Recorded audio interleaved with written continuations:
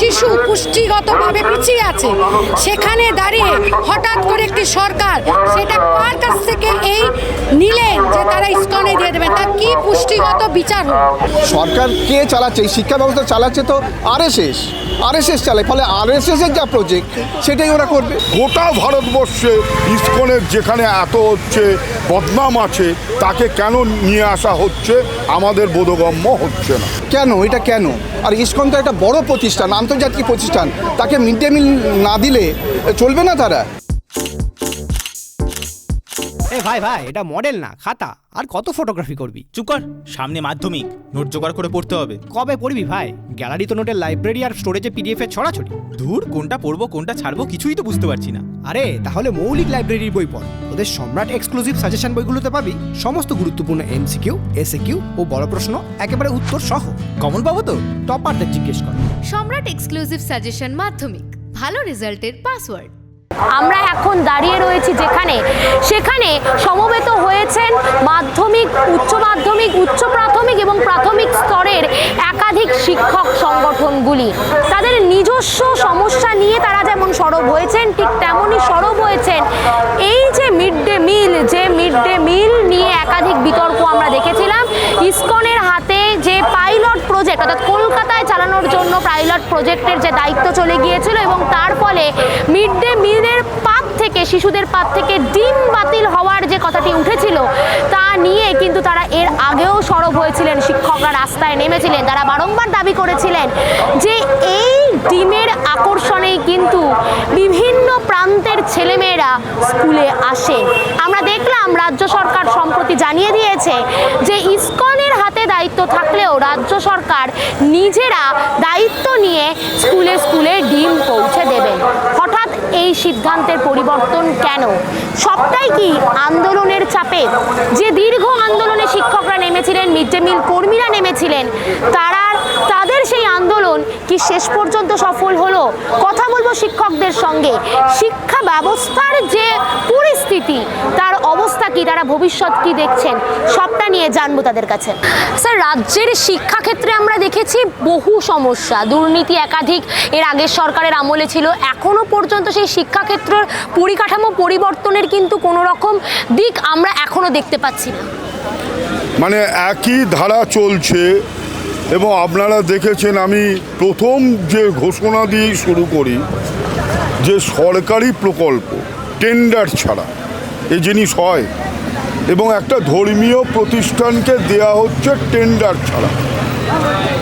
এবং যখন হচ্ছে সাধারণ মানুষ, শিক্ষকেরা প্রতিবাদ করলো, তখন গতকাল ঘোষণা হলো ডিম দেয়া হবে। এবং যখন 6 টাকা 78 পয়সা ছিল তখন শিক্ষকেরা চালানো, আর যখন অর্থটা বৃদ্ধি করা হলো তার সাথে হচ্ছে ইসকনকে নিয়ে আসা হলো। আমাদের কথা হচ্ছে খাদ্যাভ্যাস কেন চেঞ্জ হবে?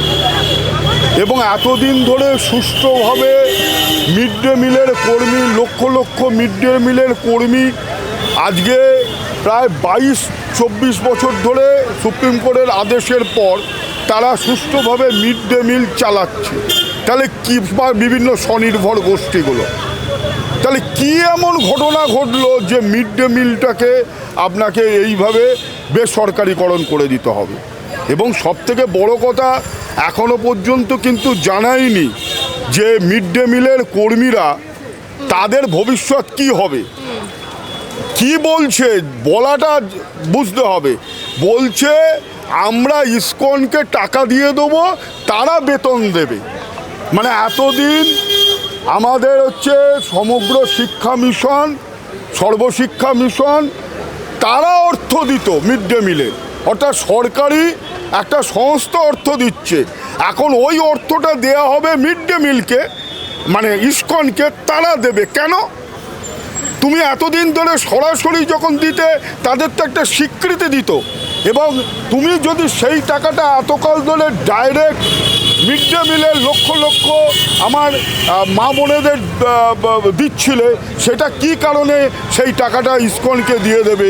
গোটা ভারতবর্ষে ইসকনের যেখানে এত হচ্ছে বদনাম আছে, তাকে কেন নিয়ে আসা হচ্ছে আমাদের বোধগম্য হচ্ছে না। মিড ডে মিলে আমরা দেখলাম প্রথমে পাইলট প্রকল্প যেটা কলকাতা চালু হচ্ছিল সেখানে ডিম বাতিলের একটি কথা উঠলো, কারণ ইসকন সেই দায়িত্বটা পেয়েছিল। তারপরে আবার দেখলাম রাজ্য ঘোষণা করলো যে রাজ্য সেই ডিম দেওয়ার দায়িত্বটা নেবে। এই যে পরিবর্তন, সেটা কেন হলো? রাজ্য হঠাৎ সিদ্ধান্ত বদল কেন? দেখুন, এইগুলো খামখেয়ালিপনা। যখনই মানে এই ভাবনাটা যে ইসকনকে দিয়ে হচ্ছে যে এই মিড ডে মিল চালাবে, আমরা তার বিরোধিতা করেছিলাম। আমরা শিক্ষকরা আমরা বিরোধিতা করেছিলাম। মিড ডে মিল হচ্ছে যে ছাত্রদের স্কুলমুখী করার একটা উদ্যোগ শুধু নয়, এর সঙ্গে অনেক কিছু বিষয় জড়িয়ে থাকে, সামাজিক অনেক কিছু বিষয় জড়িয়ে থাকে। এবং গরিব অংশের মানুষ, সেলফ হেল্প গ্রুপ গ্রামের যারা দিদিরা চালায়, তারা হচ্ছে যে বিদ্যালয়গুলোতে আসেন এবং তারা রান্না টান্না করে বাচ্চাদের খাওয়ায়। এখন এই যে ইসকনকে যদি দিয়ে দেওয়া হয়, তাহলে কী হবে? তাদের চাকরিটা চলে যাবে। অথচ সরকার বললো মিড ডে মিলের যারা কর্মচারী, যারা মানে রান্না টান্না করেন, তাদের 1000 করে বাড়ালাম। তাহলে ইসকনকে যদি দায়িত্ব দিই, তারা তো কাজ হারাবে। একদিন মিড ডে মিলে যখন স্কুলে ঢুকছি, তখনই হচ্ছে যে ওই দিদিরা বলছে, স্যার আমাদের 1000 টাকা বাড়ালো, বাড়িয়ে আবার বললো যে ইসকনকে দায়িত্ব দিচ্ছি। তাহলে আমাদের কি হবে? এই যে একটা ভয়ঙ্কর নিরাপত্তাহীনতা, এইটাও হচ্ছে যে একটা দুঃসহ ব্যাপার।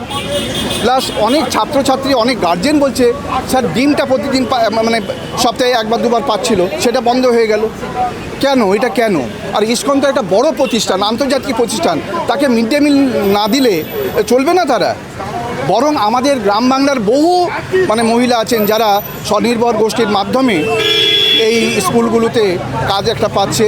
প্লাস তাদের একটা যে ছাত্রদের সঙ্গে ওই দিদিদের যে একটা আর্থিক সম্পর্ক, তার ভিত্তিতেও হচ্ছে যে একটা বাচ্চারাও যতটা সহজভাবে নেয় ইসকনের মতো একটা প্রতিষ্ঠান, এই প্রতিষ্ঠান সেই ভূমিকাটা নিতে পারবে না। আমার মনে হয় এটা খুব ভুল একটা সিদ্ধান্ত। আর এটা বাধ্য হচ্ছে, জানি না এটা কদিন চালাবে। সরকার যা বলে, হয়তো লোককে বিভ্রান্ত করার সময় জন্য বলছে যে আজকে ডিম দিলাম, কালকে হয়তো এটা তুলে দেবে। সরকার কে চালাচ্ছে? এই শিক্ষা ব্যবস্থা চালাচ্ছে তো আরএসএস চালায়। ফলে আরএসএসের যা প্রজেক্ট, সেটাই ওরা করবে, এটাই পরিষ্কার বোঝা যাচ্ছে। আমরা বহু মিড ডে মিল কর্মীর সঙ্গে কথা বলেছিলাম, তারা বলেছিলেন যে তারা যেভাবে একেবারে নিজেরা কেয়ার নিয়ে বাচ্চাদেরকে দেখাশোনা করেন, একেবারে মা এবং শিশুর সম্পর্ক, ইসকনের মতো একটি সংস্থার হাতে চলে গেলে সেই সম্পর্কটা হয়তো আমরা স্কুলে একদম ঠিকই কথা, একদম ঠিক শুনেছে। সত্যি তো, একটা মানে সন্তানের সঙ্গে মায়ের যেমন সম্পর্ক, সেই রকমই তো সম্পর্ক। অনেকে দেখুন, একটা আমরা অদ্ভুত অভিজ্ঞতা আমাদের, একটা 8-এর বাচ্চা যখনই 9-এ উঠে যাচ্ছে, তখন সে আর মিড ডে মিল পায় না। ওই মানে মিড ডে মিলের দিদিরা তারা দেখে যে গত বছর যে ছেলেটাকে খেতে দিয়েছি, আজকে তাকে খেতে দিতে পারছি না, সে হয়তো একটু দাঁড়িয়ে আছে, যদি কিছু বাঁচে দেবে হয়তো। দিদিরা তাদের ডেকে ধরে নিয়ে যায়। ইসকন তো তা করবে না। 8-এর বাচ্চা মানে 8-এর বাচ্চাই পাবে, তার বাইরে আর কেউ পাবে না।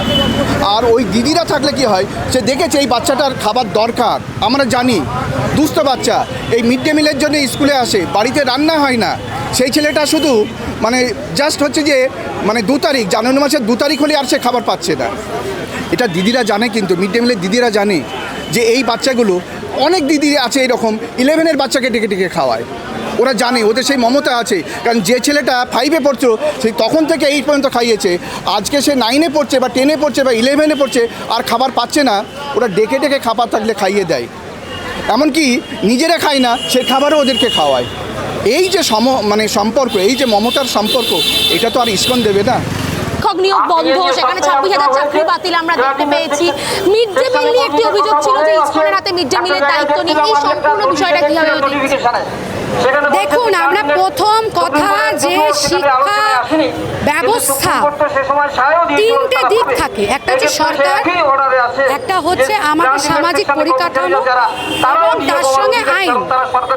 আমরা সরকারের যদি মোটিভ থাকে যে আমরা রাষ্ট্র যেখানে প্রচুর শ্রেণীর লোক রয়েছে যারা দারিদ্র্য সীমার নিচে, যারা সরকারি ব্যবস্থার মধ্যে দিয়ে শিক্ষা ব্যবস্থা দিয়ে ওঠে, সেই জায়গাটাকে যদি নেগলেক্টেড করতে থাকি, তাহলে আগামী ভবিষ্যৎ, সেটাই আমরা বারবার করে বলার চেষ্টা করছি।